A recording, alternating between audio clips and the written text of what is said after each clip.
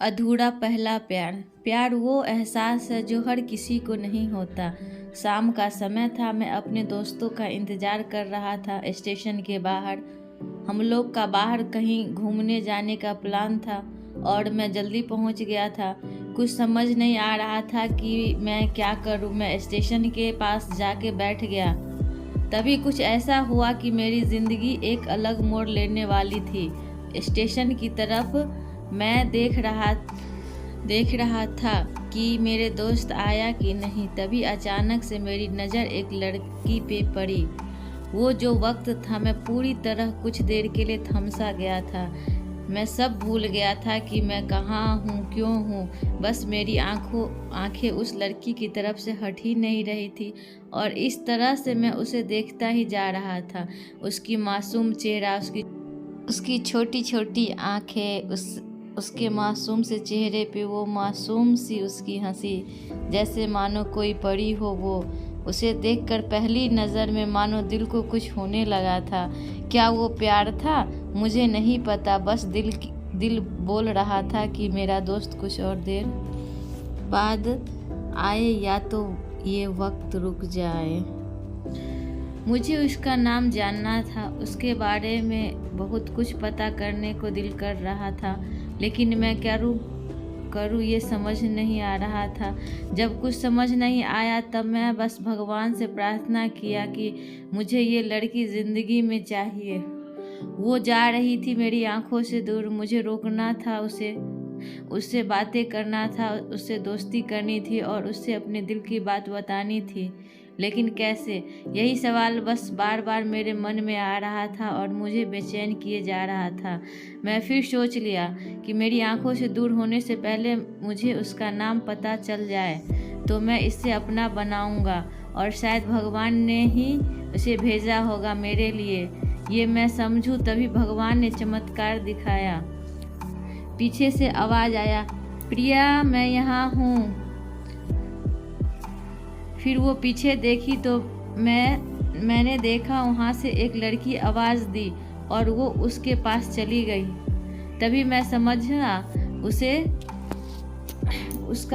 उस लड़की का नाम प्रिया था। मैं खुश हो गया और उस लड़की को मन किया जाके धन्यवाद बोल दूं, क्योंकि उसी की वजह से मुझे इसका नाम पता चला।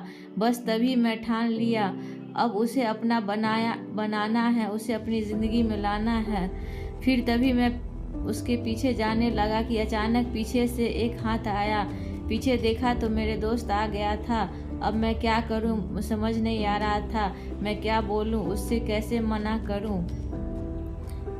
मैं इसी सोच में लगा रहा। तब तक मेरी आंखों से दूर जा चुकी थी।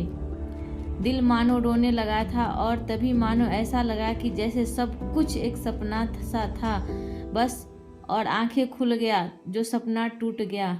मैं वहाँ से चला तो गया अपने दोस्तों के साथ, लेकिन पूरी रास्ते बस उसी के बारे में सोचता रहा। मानो मेरी दिल अब उसके ख्याल से निकलने को तैयार ही नहीं था। दूसरे दिन मैं कॉलेज के लिए तैयार हो गया और मैं कॉलेज पहुँचा और बेंच पे जाके बैठ गया। तभी दोस्त ने बुलाया और कहा, देखो अपने कॉलेज में एक नई लड़की आई है। मेरा मन अभी भी उसी के ख्यालों में डूबा हुआ था। आंखों में उसका चेहरा मानो हट ही नहीं रहा था। वो बार बार मुझे आवाज़ दिए जा रही थी। तभी मुझे गुस्सा आया और पीछे उससे बोलने जा ही रहा था कि मैं रुक सा गया। मेरी नज़र मानो फिर से एक बार सपनों में चला गया। मैंने देखा कि वही थी।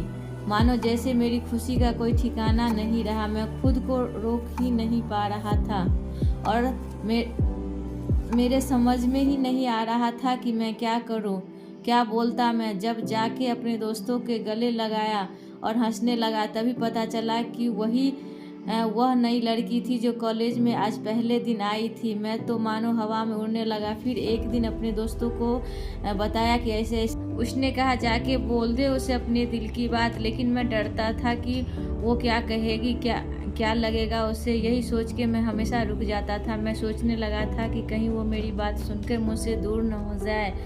मैं सोचने लगा था कि कहीं वो मेरी बात सुनकर मुझसे दूर न हो जाए।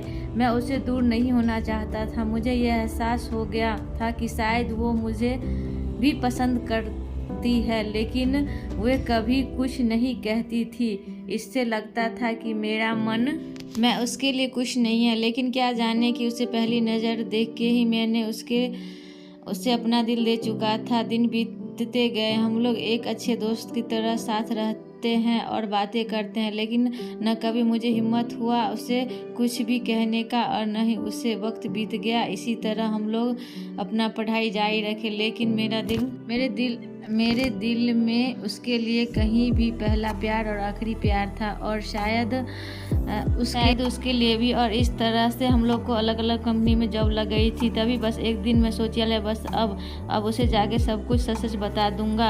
मैं अगले दिन सुबह उठा और अपने उसे फ़ोन किया और उसे कहा कि मुझे मिलना है। उसे मिलने के लिए हाँ कर दिया और इस बात से मुझे खुशी हुई।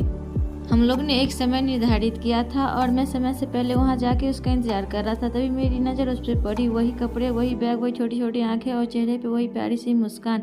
मानो ऐसा लग रहा था कि वही पहला दिन हो जब मैं उसे पहली बार देखा था। वो धीरे धीरे आ रही थी, मैं तो बस उसे देखता ही जा रहा था। फिर वो पास आती है और फिर वो मेरे सामने बैठ जाती है। तभी बस मैं उससे कहा कि मुझे कुछ कहना है उससे। फिर तभी उसने कहा दिया कि मुझे भी तुमसे कुछ कहना। मैं खुश हो गया। मुझे लगा कि आज वो अपने दिल की बात बोल देगी। फिर मैं उससे कहा कि तुम पहले बोल दो। उसने पहले मना किया पहले बोलने के लिए, लेकिन मैंने ही जिद कर दिया कि पहले तुम बोलो।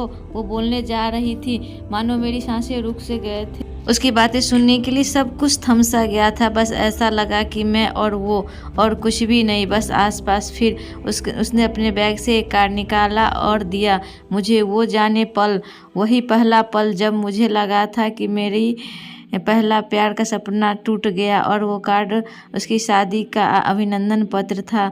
क्या ये सब कुछ वहीं रुक गया? शायद मैं बहुत ही देर कर दी अपने दिल की बात बताने में। शायद मैं बहुत देर कर दी अपनी दिल की बात बताने में। शायद बहुत बहुत देर। फिर उसने मुझे पूछा कि तुम क्या कहना चाहते थे? मैं क्या कहता? तब बात बदल दी और वो चली गई और मैं वहीं बैठ सा गया।